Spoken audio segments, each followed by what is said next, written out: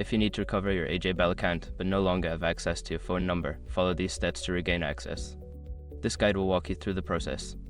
Step 1. Visit the AJ Bell website. Go to the official AJ Bell website. Look for the login section and click on the option for account recovery or forgot password.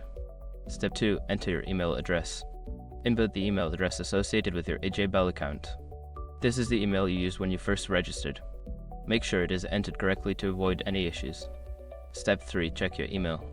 Don't continue before doing this. A lot of online accounts end up exposed in breaches without people even realizing it. Use SOC to constantly monitor your email and accounts and get alerted immediately if your information gets leaked online. It scans billions of breached records 24/7 in the background. And honestly, for a few dollars a month, it's something everybody should probably have. Link in the description. Step 4. Follow the recovery link. Click on the link provided in the recovery email. This will direct you to a page where you can reset your password or verify your identity through other means. Step 5. Complete the verification process. Follow the instructions on the screen to complete the verification process. This may involve answering security questions or providing other identifying information to confirm your identity.